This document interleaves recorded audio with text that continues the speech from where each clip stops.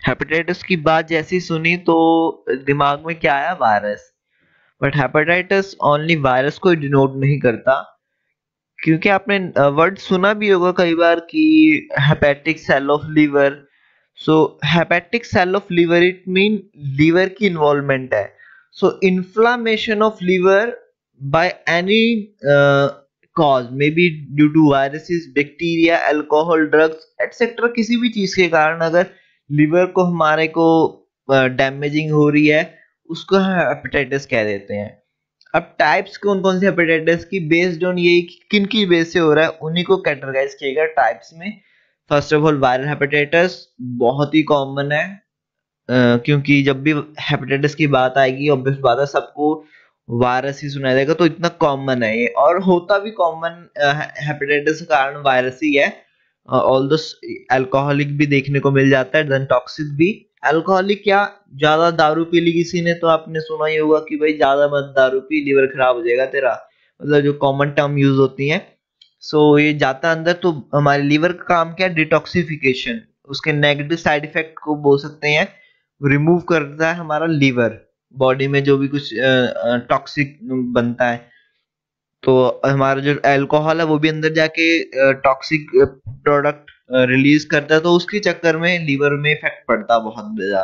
Then toxic hepatitis में क्या होगा? ड्रग्स होगी, ऑल्सो इंक्लूडिंग दिस अल्कोहल भी आ जाता है टॉक्सिक हेपेटाइटिस का इसके अंदर।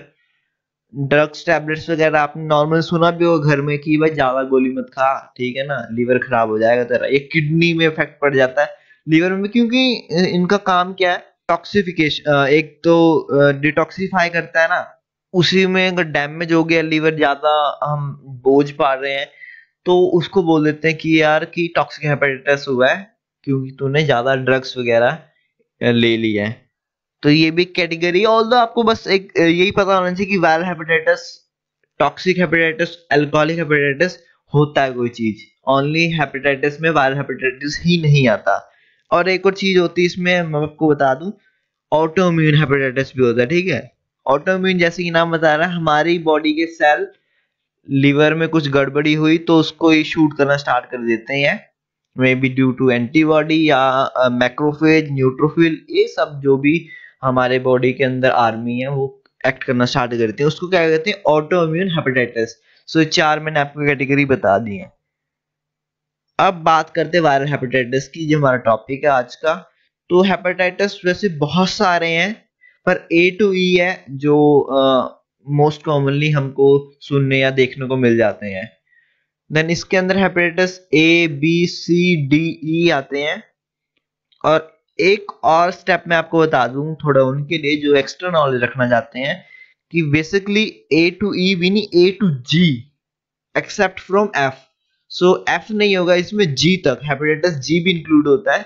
बट कॉमनली जो सब जगह सबको पता है वो यही पांच है, ए बी सी डी ई, और इजीली भी याद भी हो जाएंगे ए बी सी डी। अब इसके बारे में हम थोड़ा डिस्कस कर लेते हैं डीपली। इसमें भी अगर सी डी की बात करें तो कॉमन होता है, ये आपने सुना ही होगा। सी डी डी, एक्चुअली ये डी नहीं, बी, बी और सी कॉमन है, सुना होगा हेपेटाइटिस बी, जो बेसिकली तो हॉस्पिटल अबाउट लाइन में जो, या मे बी कोई डॉक्टर कुछ भी है जो भी जिनका काम ब्लड बॉर्न डिजीज से, ब्लड से रिलेशन है किसी भी तरीके से, ब्लड लेना चढ़ाना कुछ भी तरीके से, सो उनको पता होगा हेपेटाइटिस बी क्या चीज है, कितना मतलब खतरनाक मतलब ये है अपना। सो बी और सी कॉमन देखने को मिलता है, ए डी ई ये कॉमन नहीं होता, तो ये डी आप ये कंफ्यूज मत होना, बी और सी एक्चुअली कॉमन, ठीक है। अब हेपेटाइटिस ए की बात करें तो उसमें क्या होता है? ट्रांसमिशन की बात करते हैं, तो ये फूड और वाटर से, कंटेमिनेटेड फूड एंड वाटर, और अगर स्पेसिफिक टर्म बोलूं तो ओकल फीरल रूट, ओके, जो कि हमारे पैरासाइटों में भी ऑकल फीरल रूट से ही ट्रांसमिशन होती है। टाइप की बात करूं तो बेसिकली एक टाइप्स में मैं ये डालना भूल गया कि ये आरएनए वायरस है, ठीक है। Hepatitis A is RNA virus, A नहीं बल्कि ए, सी, डी, ई ये सब आरएनए वायरस है। हेपेटाइटिस बी होता है वो डीएनए वायरस होता है। अभी लिख लो कॉपी में, ये एमसीक्यू से रिलेटेड क्वेश्चन मैंने आपको बता दिया। अब पूछ लेते हैं कि which virus is DNA virus in hepatitis family. So hepatitis case में बी है जो डीएनए है, बाकी ए सी डी ई ये सारे आरएनए वायरस है। अब टाइप्स क्या है इसकी, ये एक्यूट डिजीज कॉज करता है, यानी कि जैसी बॉडी के अंदर आए तो 15 से 30 दिनों के अंदर अंदर हमको देखने को मिल जाएगा सिम्टम, मतलब बीमारी देखने को मिल जाएगी। उसको इंक्यूबेशन पीरियड भी कहते हैं ना, एक्चुअली आपको पता होगा। तो सिम्टम क्या कॉज करता है, एब्डोमिनल पेन होगी, देन फीवर, जॉन्डिस, फैटीग, ये सब बहुत सारी कॉमन कॉमन कॉम्प्लिकेशन है। थकान, मतलब ये आपको पता होगी यार मोस्टली, पर मैंने जो इम्पोर्टेंट वो लिख दी इसमें कि जॉन्डिस, क्योंकि लीवर क्या है, लीवर में इफेक्ट पड़ा तो जॉन्डिस ऑब्वियसली देखने को पड़ेगा, और फीवर वगैरह कॉमन कॉमन चीजें तो होंगी। अब डायग्नोसिस केस में क्या होता है, जिसने मेरी पुरानी वीडियोस देखी होंगी एमसीक्यू रिलेटेड, उसको पता हो कि L denotes to liver. Okay, हम जो अपना लीवर फंक्शन टेस्ट करते हैं उसमें ALT, AST, albumin, total protein, ये सब करते हैं ना, तो उसमें लीवर के लिए जो स्पेसिफिक होता है वो ALT होता है, ठीक है। तो हम डायग्नोसिस में ALT कर सकते हैं पेशेंट का। देन एंटी HAV, जो कि एंटीबॉडीज है, थ्रू एलाइजा टेस्ट हम एंटी HAV ढूंढ सकते हैं पेशेंट में। ट्रीटमेंट कोई स्पेसिफिक है नहीं अभी तक कि भाई हेपेटाइटिस हो गया तो ये ट्रीटमेंट दे दो। ऑल द सपोर्टिव ट्रीटमेंट है, रेस्ट हो गया, कुछ फ्लूइड्स दे सकते हैं हम, डाइट्स में थोड़ा चेंज कर सकते हैं, बट कोई ऐसा स्पेसिफिक ट्रीटमेंट नहीं है कि ये गोली दो और काम खत्म। देन प्रिवेंशन की बात करें तो हाइजीनिक, बिकॉज फूड एंड यानी ओकल फिलर रूट से हो रही, तो जितनी हाइजीनिक रहेगी उतना अच्छा रहेगा। और एक और चीज की इसकी वैक्सीनेशन है, अगर किसी को प्रॉब्लम होती है, नहीं होने से पहले ही ले लेते हैं, होने के बाद तो फिर ले सकते हैं बट कोई फायदा नहीं। पर प्रिवेंशन का मतलब ही क्या है कि पहले अगर वैक्सीन ले ली, पता हो कि भाई इस पर्टिकुलर एरिया में ऐसा कुछ होता है तो ले लेनी चाहिए, ठीक है। देन हेपेटाइटिस ई की बात करें तो इसकी ट्रांसमिशन भी फूड एंड वाटर होती है, तभी मैंने ए से सीधा ई में आया। बी सी ए कॉमन है, तो ये मैंने ए और ई दोनों ये कॉमन कॉमन चीजें तो एक साथ में रख दी, सो इजीली अंडरस्टैंड हो हमको। ये भी फूड एंड वाटर यानी ओकल ओकल रूट से, फिकल रूट, एक्यूट डिजीज है ये भी, यानी जल्दी हो जाता है, पर इसको थोड़ा टाइम लगता है एज कंपैरिजन टू ए, यानी कि 30 से 50 दिन तक भी लग सकते हैं। देन सिम्टम की बात करें तो वही एब्डोमिनल पेन, फीवर, जॉन्डिस। देखो सिम्टम इसमें जो अपना फूड एंड वाटर वाला है, इसमें एब्डोमिनल पेन इंक्लूड होगा, डायरिया भी इंक्लूड हो सकता है, बट बाकी में होगा जो सिमिलरली चलता रहेगा, फीवर, जॉन्डिस, फटीग नेस, और जो कॉमन कॉमन चीजें होंगी, ठीक है। देन डायग्नोसिस की बात करें तो वही लीवर में इन्फेक्शन है तो ALT कर सकते हैं, एंटी HEV भी हेपेटाइटिस ई वायरस के लिए। ट्रीटमेंट को स्पेसिफिक है नहीं। प्रिवेंशन हाइजीनिक, जितना हम अपने आप को साबुन, मतलब हाइजीन रख पाए उतना ही अच्छा है हमारे लिए। देन इसमें और इसमें तो एक फर्क ही, ए के लिए तो वैक्सीन है, पर ए के लिए वैक्सीन है, ई के लिए वैक्सीन नहीं है। और ई के लिए एक और मुसीबत की बात ये है कि ई जो है वो हमको प्रेग्नेंट लेडी में बहुत ज्यादा बीमारी कॉज कर सकता है, मतलब हेपेटाइटिस सीरियसली कंडीशन ले सकता है हेपेटाइटिस ई। हालांकि ये कॉमन है, तो ए और ई, बी और सी बता रहा हूं मैं, कॉमन होते हैं, और ए और ई बड़े रेयर होते हैं। पर फिर भी अगर बात करें ई की, तो प्रेग्नेंट लेडी में ये सीरियसली डेंजरस, मतलब अप टू डेथ तक भी हो सकती है उस लेडी की। देन हेपेटाइटिस बी और सी की बात करते हैं।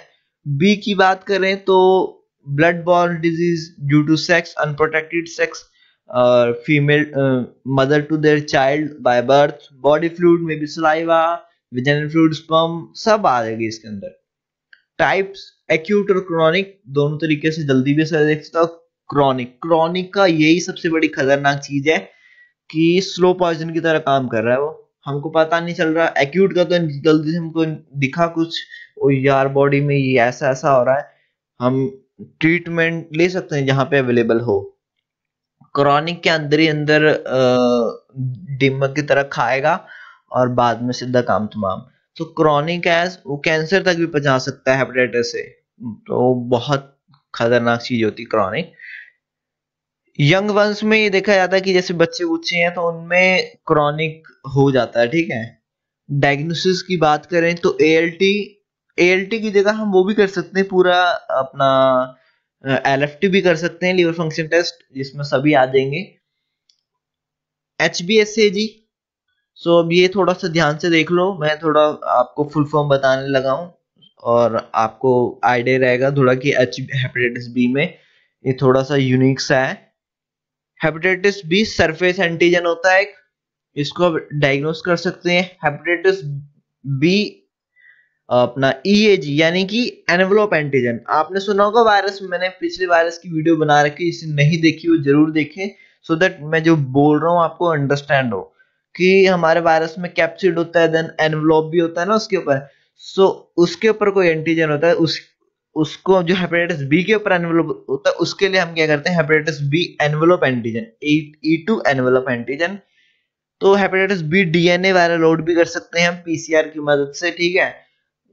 ये आपने सुना ही होगा, मैंने पीछे बताया भी, हेपेटाइटिस बी डीएनए वायरस है, तभी हम एचबी डीएनए यानी वायरल लोड भी कर सकते हैं। और हेपेटाइटिस बी कोर एंटीजन भी होता है, ठीक है, core antigen, C2 core antigen, तो मैंने आपको फुल फॉर्म भी बता दी है। ट्रीटमेंट एंटीवायरल ले सकते हैं हम, इंटरफ्रोन होगी, और स्पेसिफिकली बात बोलूं हेपेटाइटिस बी की तो पैग इंटरफ्रोन अल्फा 2A। हालांकि ये तो मतलब इतनी कॉमन चीज नहीं है कि पता हो, पर फिर भी यार कुछ बच्चे होंगे जो जिनको इंटरेस्ट होगा, जितना ग्रैब कर सके उतना कर लें, सो उनके लिए PEG interferon alpha 2A hepatitis B में हम ट्रीटमेंट देते हैं। प्रिवेंशन की बात करें तो सेफ सेक्स प्रैक्टिस, वैक्सीन, और हाइजीनिक तो हो, देन और भी जैसे नीडल स्टिक इंजरी, मतलब आपको पता ही होगा कि ट्रांसफ्यूज ब्लड बॉर्न डिजीज से कैसे कैसे बच जाए, वो सब इसमें इंक्लूड आ जाएगा। हेपेटाइटिस सी की बात करें तो ट्रांसमिशन वही ब्लड या बॉडी फ्लूइड के through sex, child birth and mother to उसके बेबी में आ सकता है। टाइप्स की बात करें तो एक्यूट और क्रॉनिक दोनों तरीके से होता है ये। सिम्टम्स की बात करें तो वही fatigue, fever, jaundice etcetera. Then diagnosis में ALT यानी अपना लीवर फंक्शन टेस्ट, एंटी-HCV हेपेटाइटिस सी वायरस के अगेंस्ट एंटीबॉडी बनेगी बॉडी के अंदर, उसको हम डिटेक्ट कर सकते हैं। ट्रीटमेंट की बात करें तो एंटीवायरल पैक इंटरफेरोन भी दे सकते हैं हेपेटाइटिस सी में। प्रिवेंशन, इसके लिए कोई अभी तक वैक्सीन नहीं है, यही सबसे बड़ी इसकी बदकिस्मती बोल सकते हैं कि हेपेटाइटिस सी कॉमनली जो हम लेबोरेटरी में जो काम करते हैं स्टूडेंट्स, उनको बहुत ज्यादा मतलब इसके अंडर आना पड़ता है, हेपेटाइटिस सी और बी के अंदर। बी की वैक्सीन है ऑल्दो, बट सी की वैक्सीन नहीं है। सो ग्लव्स ग्लव्स पहन के अपना पूरा तैयारी से काम करना यार। हेपेटाइटिस डी की बात करें तो ये भी बहुत रेयर होता है, और ये blood born body fluid in सब से होता है, पर इसमें बहुत इंटरेस्टिंग बात ये है कि जब तक हेपेटाइटिस बी नहीं हुआ आपको, तो डी कभी नहीं हो सकता। ठीक है, हेपेटाइटिस अगर डी किसी को होगा तो बी यानी उसको ऑलरेडी हो चुका है, तो हेपेटाइटिस बी डी की प्रेजेंस में होता है, ठीक है। दूसरा, टाइप्स एक्यूट और क्रॉनिक दोनों।